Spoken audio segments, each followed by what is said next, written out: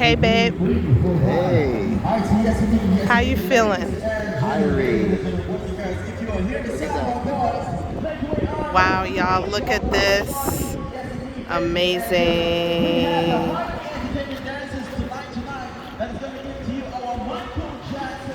It's now 6 p.m. They're preparing for And we're a gonna beach eat dinner party. right there. So, babe, tell me, what has this trip done for you? Well, that's a good question. I feel relaxed, refreshed, and rejuvenated. I don't know. There's an organization that does that to people's relationships. Marriage mechanics. Right. No, seriously. All jokes aside, I do feel refreshed. I feel rejuvenated. First time in a long time, we just relaxed. And we made some plans, we thought of some things, or how we're gonna proceed, started setting some goals for next year. And I think that's what sometimes vacation is about. Not always just fun, fun, fun, fun, but it's sometimes recharging your batteries. And I think that's what we did this time. So I'm really grateful. So, talk to me for a moment. A lot of people say that vacation means that you're trying to vacate from something. Can you explain that concept? Yes. So some people have the misnomer of saying a vacation means you're vacating from where you are. And some people like to say, well, I'm just living my life in another area for an X period of time. However you want to call it, the main point is, what do you do when you get there? Because if you live your life in another section of the world and you're still stressed, or you're still carrying what you had from your original point to the place where you're supposed to be relaxing, it defeats the purpose. So Yes. I think it's important that if you are now going to go on holiday or relax, vacation, whatever you want to call it, that you get some rejuvenating time and you get some relaxation time, you get some sleep. Amen. You know, sleep is an underrated thing that most people don't get enough of. Yeah, talk about that because you've studied sleep, right?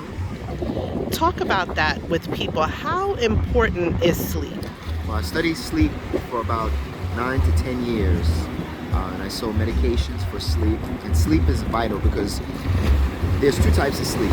There's deep sleep, which is your REM sleep, rapid eye movement sleep, and then there's the light sleep before you get there. So that's happens after about maybe 4 or 5 hours. You're not getting that deep restorative sleep. But when you go beyond the 5 hours, you get 6, 7, 8, 9 hours of sleep. Now your body is starting to repair itself.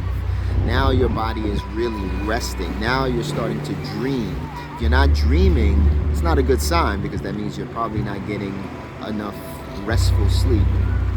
So this is something that I think most Americans, unfortunately, we live in a society which is go, go, go, go, go, go, and there's the sayings, oh, I'll sleep when I'm dead, and all those kind of things. But if you don't get enough sleep, then you will go ahead and die.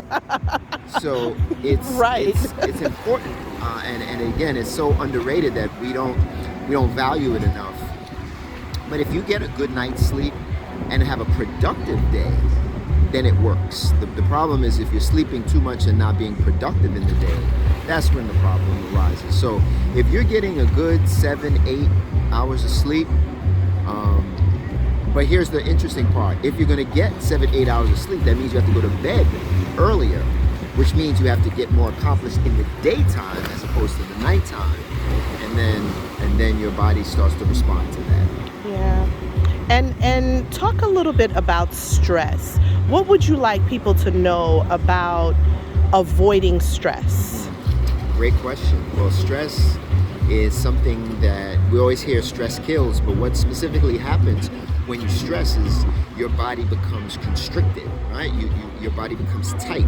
And when you start to tighten your body and constrict your body, now your body starts to produce excess cortisol, and your body starts to be inflamed, and it's in this constant tight state.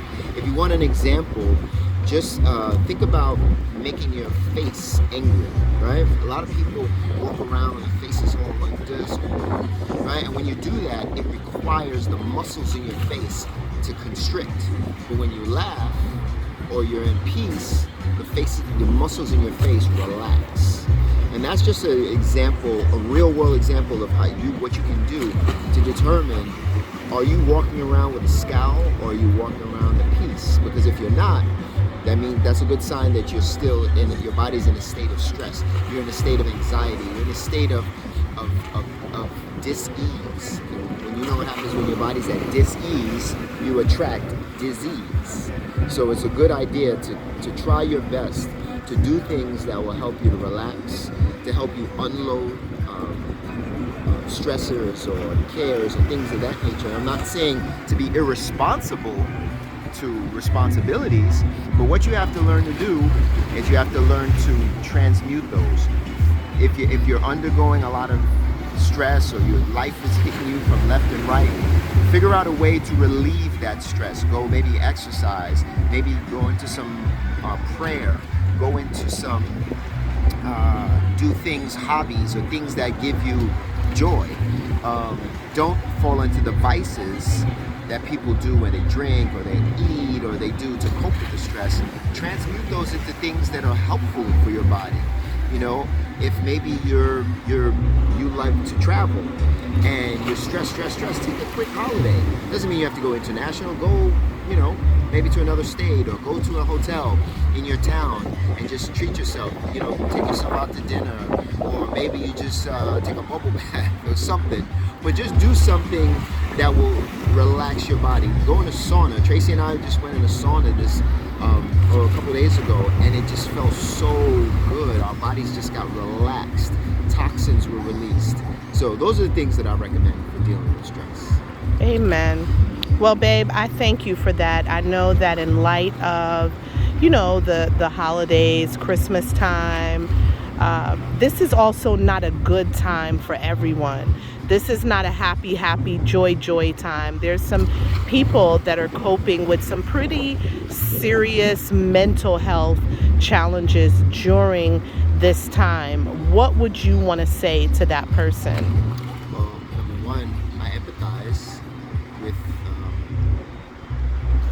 with those people who are going through those things.